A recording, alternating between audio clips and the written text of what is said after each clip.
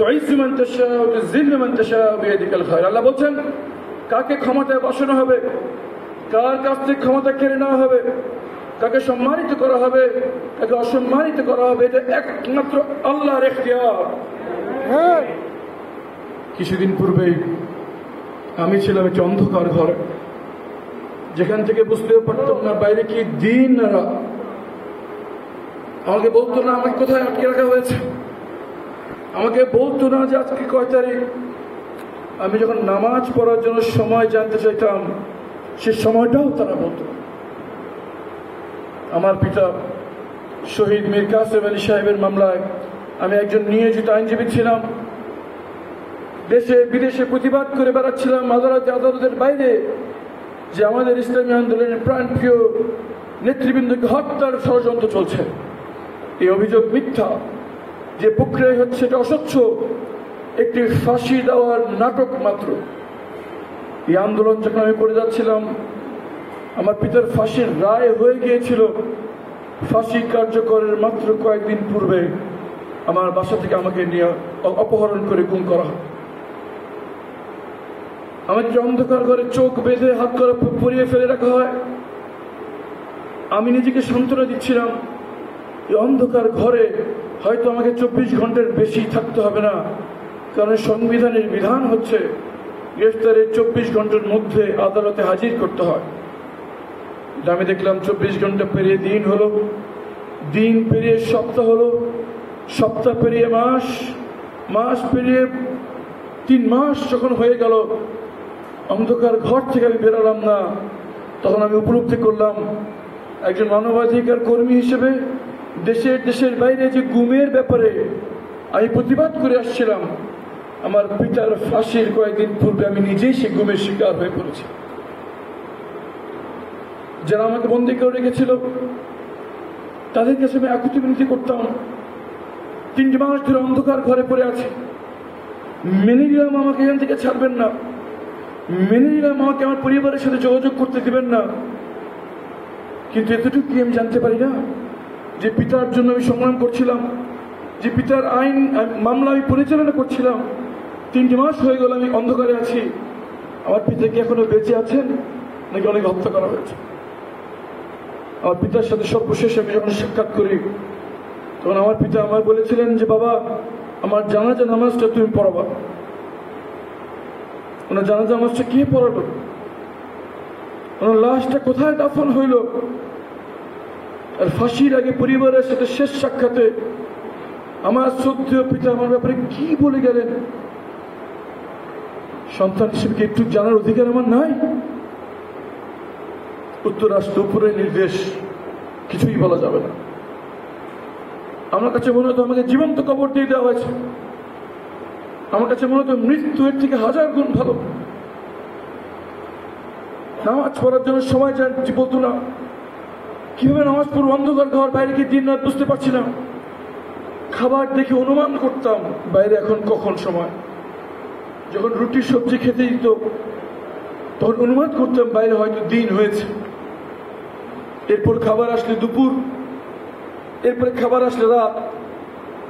এভাবে খাবার দেখে অনুমান করতে হতো যে কখন কোন সময় এসে অনুমান করে নামাজ পড়তাম, অনুমান করতে পারতাম হয়তো বাইরে একটা দিন পার হয়ে গেছে।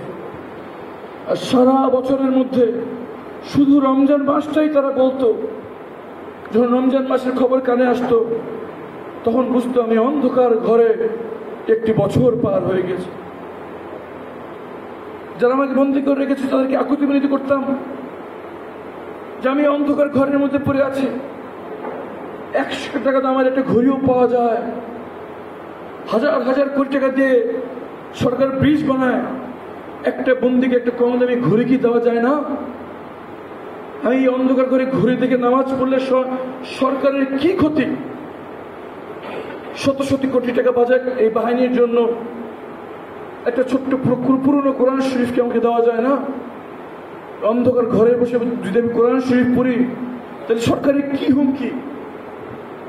যুক্তরাষ্ট্র উপরের নির্দেশ, আমরা কিছুই দিতে পারবো না। এদিকে আমার 2টি কন্যা সন্তান রয়েছে, পরিবার রয়েছে। তারা জানতেও পারে না তাদের কি হলো, প্রিয়জনের কি হলো। আমার দুটি মেয়ে যখন আমাকে গুম করা হয় তখন 4 বছর বয়স, 3 বছর বয়স। তারা মেয়েরা খালি জিজ্ঞেস করতো, বাবা কোথায়, বাবা কবে আসবে, বাবা কেন আসে না, কেন তোমরা বলছো না বাবা কেন আসে না। তারা বুঝতে পারতো না বাবা কেন আসে না, কেন উত্তর দেয় না কেউ। প্রশ্ন করলে সবাই কারো চোখ কবার করে চোখ দিয়ে পানি পরে উত্তর কেন দেয় না, আমার মেয়েরা বুঝতো না। যে বছর আমি গুম করা হয় সেই বছর আমার বড় মেয়ে পরীক্ষা খুব ভালো রেজাল্ট করে। সে পরীক্ষার রেজাল্ট নিয়ে দৌড়ে মায়ের কাছে আসে, এসে বলে মা বাবা অনেকদিন ঘরে আসো, এই রেজাল্টের ছবিটা তুলে বাবাকে পাঠাও। বাবা যখন দেখবে আমি রেজাল্ট এত ভালো করছি তখন বাসায় না এসে পারবে না, তুমি ছবিটা একটু বাবাকে পাঠাও, দেখলেই বাবা আমার কাছে চলে আসবে। কোন উত্তর দিতে পারতো না এই সব বাচ্চা ছেলে মেয়েটা, কি উত্তর দেবে। কিছুদিন পর আমার বড় ছোট মেয়েটা পরে যে হাত কেটে গেল, 4টি সেলাই দিতে হয় সে বাচ্চার হাতে। যখন তার হাতে সেলাই দিচ্ছে সে চিৎকার করে মাকে বলছে, মা এই যে আমার হাত থেকে রক্ত পড়তেছে দেখো, একটু ভিডিও করো, ভিডিও করে বাবাকে পাঠাও। বাবা যখন দেখবে আমার হাত থেকে রক্ত পড়তেছে তখন না এসে পারবে না, বাবা আমি বাবাকে ভিডিওটা পাঠাও। সবাই চোখ দিয়ে পেরে ফেলতো, কিছুই বলতে পারত। সে বুঝতে পারতো না কেন বাবাকে কেউ ভিডিওটা পাঠায় না।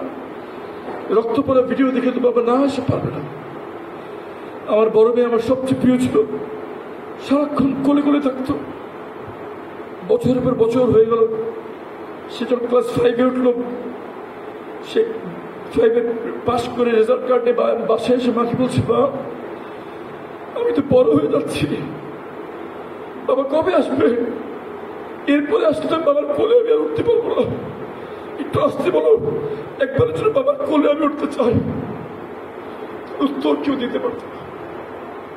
যে বছর আমাকে গুম করা হয় আমার বয়স ছিল 32 বছর, আমার স্ত্রীর বয়স ছিল 27 বছর। 27 বছর একটি মেয়ে, 2টি সন্তান নিয়ে 8টি বছর ঘুরে বেড়েছে অনিশ্চয়তা নিয়ে, যে কি পরিচয় দেবে। সে কি বিবাহিত নাকি বিধবা। আমাকে গুম করার কয়েকদিন পর আমার পিতাকে হত্যা করা হয়। এরপর থেকে আমার মা দাঁড়ে দাঁড়ে ঘুরে বেড়েছেন আমার সন্ধানে। পুলিশের কাছে গিয়েছেন, র্যাবের কাছে গিয়েছেন, প্রধানমন্ত্রীর ফটকের বাইরে দাঁড়িয়ে থেকেছেন, রাষ্ট্রপতির ভবনের বাইরে দাঁড়িয়ে থেকেছেন, শুধু একটুকু জানার জন্য তার কলেজের টুকু সন্তান কি বেঁচে আছে না মারা গেছে। সম্মানিত সংগ্রামী ভাইয়ের আমার, আমি শুধু আমার একার কথা বলতে আপনাদের সামনে আজকে আসি না।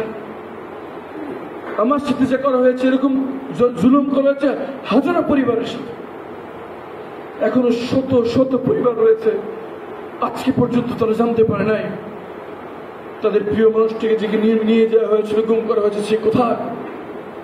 মারা শুধু জানতে চায় মেরে ফেললো লাশটা কোথায় ফেলাইছে, কোন নদীতে ফেলাইছে, একটু দেখা দাও বাবা। সে নদীর পাশে যে ছেলের শেষ যে সময়টা একটু উপলব্ধি করার চেষ্টা করে। আমি ধরে নিয়েছিলাম সে অন্ধকার ঘরে আমার মৃত্যু হবে। গুপ্ত হত্যাগুলো রাতের বেলা করে। আমি চিন্তা করে দেখলাম যদি আজকে রাতে আমাকে হত্যা করে, আমাকে তওবা করার সময়টা করে দিবে না। আমার উচিত আগে থেকে তওবা করে তৈরি থাকা। যখনই রাত হতো তখন আমি তওবা করে তৈরি থাকতাম, যদি আজকে এত হত্যা করা হয় আমি তওবা অবস্থায় আছি ইনশাআল্লাহ। এই অবস্থায় মৃত্যু হলে আল্লাহ যেন আমার এই তওবার বিনিময়ে আমাকে ক্ষমা করে। এভাবে 8টি বছর প্রতিটি রাত তওবা করে মৃত্যুর জন্য তৈরি ছিলাম। যখন আবার দেখতাম যে রুটি সবজি দরজার ফাঁক দিয়ে দিয়েছে, তখন বুঝতাম বাইরে দিন হয়ে গিয়েছে, দিনের বেলা তোরা গুপ্ত হত্যা করবে না। আল্লাহ কাছে শুকরিয়া জানাতাম, হয়তো 24 ঘন্টা আমার আর হায়াত আছে। আল্লাহ কাছে দোয়া করতাম, আল্লাহ এই 24 ঘন্টা যেন এমনভাবে কাটতে পারি যেটা আপনার ক্ষমা আমার জন্য নির্ধারিত হয়। কাল কিয়ামতের ময়দানে আমাকে জান্নাতের জন্য আপনি বাছাই করেন। যে রাতে তারা আমাকে সেই ঘর থেকে টেনে হিঁচড়ে বের করছিল, আমি মনে করলাম যে সময় এসছে, দুনিয়ার পরীক্ষার সময় শেষ, জীবন্ত অবস্থায় কবরে বন্দী হয়ে থাকার সময় শেষ। আমাকে হত্যা করবে, আমি আল্লাহর দরবারে চলে যাব, প্রিয়জন আত্মীয় স্বজন ইনশাআল্লাহ কালকে আমাদের ময়দানে জান্নাতে আবার দেখা হবে। কিন্তু পরে জানতে পারলাম কিছু বাচ্চা ছেলে মেয়ের শাহাদাতের বিনিময়ে আল্লাহ সুবহানাহু ওয়া তাআলা বাংলাদেশের মাটি থেকে ফ্যাসিবাদকে বিদায় করে দিয়েছে। আমি ফিরে এসেছি আমার মায়ের কোলে। সম্মানিত সংগ্রামী ভাইয়ের, আমার বিপ্লবের একটি বছর হয়ে গেছে। সময় এসছে, আমি সিদ্ধান্ত নিয়েছি সময় এসছে চোখের পানি মুছে কোমর বাঁধার জন্য। আমার সাথে যে জুলুম করা হয়েছে, হাজারো পরিবারের সাথে জুলুম করা হয়েছে, আন্দোলনে অংশগ্রহণ করতে গিয়ে হাজারো হাজারো বাচ্চা ছেলে মেয়ের জীবন চিরপরে ধ্বংস করে দেওয়া হয়েছে, পঙ্গু করে দেওয়া হয়েছে, অন্ধ করে দেওয়া হয়েছে। সময় এসছে এই আন্দোলনের নামার, যে এই জুলুম যেন আর কোনোদিন কেউ এই বাংলার মাটিতে করতে না পারে, সেই জন্য আমরা আমাদের নিজে থেকে নিয়োজিত করবো ইনশাআল্লাহ। আমাদের সমাজের দিকে তাকান, বাংলাদেশ স্বাধীন হয়েছে আমরা 50টি বছরের উপর হয়ে গেল। এখনো মজুরের সংগ্রামী মজদুর ভাইদের কোনো অধিকার নাই। হাড় ভাঙা পরিশ্রম করে, রক্ত পানি করে, মাথার ঘাম পায়ে ফেলে তারা দেশের অর্থনীতির চাকা চালু করে রেখেছে। কিন্তু তারা অসুস্থ হলে পাশে কেউ দাঁড়ায় না, আহত হলে কেউ ক্ষতিপূরণ দিতে আসে না, শারীরিকভাবে দুর্বল হয়ে গেলে তাদের আর চাকরি হয় না। যাদের ছাড়া এই দেশ চলতে পারে না, তারাই সবচেয়ে অসহায় দুর্বল অবস্থায় অবশেষ করছে আমাদের দেশে। তাদের নিরাপত্তার কথা কেউ চিন্তা করে না, তাদের সন্তানের চিকিৎসার জন্য কেউ ব্যবস্থা করে না, শিক্ষার জন্য কেউ ব্যবস্থা করে না। আসুন, সময় এসছে এই সিদ্ধান্ত নেওয়া, এই ঘুরে ধরা সমাজ আমরা মানি না, আমরা নতুন সমাজ চাই ইনশাআল্লাহ। যে সমাজে রাসূলুল্লাহর সিদ্ধান্ত শ্রমিকের ঘাম শুকনোকে তার পরিশ্রম দিয়ে দাও, সেই সমাজ আমরা চাই। আমরা সেই সমাজ চাই যেখানে যাকাত থাকবে, ধনীদের সম্পদ থেকে বঞ্চিতদের অধিকার রক্ষা করা হবে, সেই সমাজ আমরা চাই ইনশাআল্লাহ। সম্মানিত সংগ্রামী ভাইয়েরা আমার, বিদেশি কারো ভিক্ষা আমাদের দরকার নাই। সমীক্ষায় দেখা গেছে যদি শুধু যাকাত এই দেশে যথাযথভাবে পালন করানো যায়, তাহলে মাত্র 20 বছরের ভিতরে এই বাংলার মধ্যে যাকাত নেওয়ার লোক খুঁজে পাওয়া যাবে না ইনশাআল্লাহ। আসুন সংগ্রামী ভাইয়েরা, আমাদের পরিবার পরিজন সবাইকে নিয়ে আমরা ঘোষণা দেই, পরিবর্তন চাই আমাদের। পরিবর্তন আমরা এখনই করবো ইনশাআল্লাহ। চিন্তা করে দেখেন, আমাদের সমাজের দিকে তাকিয়ে দেখেন, আপনারা আমরা রক্ত পানি করে পরিশ্রম করে হালাল উপার্জন করি, আর সন্ত্রাসীরা চাঁদাবাজি করে সেই টাকা চাঁদাবাজি করে নিয়ে যায়। আপনারা আমরা কোমর ভাঙা পরিশ্রম করে বৈধ উপার্জন করে ট্যাক্স দেই, আর দুর্নীতিবাজেরা সেই ট্যাক্সের টাকা দুর্নীতি করে দেশে বাইরে পাচার করে দেয়। আপনার আমার কন্যা সন্তানেরা রাস্তায় নিরাপদে হাঁটতে পারে না। একটি সমীক্ষায় দেখা গেছে 83% নারী যাত্রী বাসে ট্রেনে যাতায়াত করার সময় তাদের যৌন হয়রানি করানো হয়।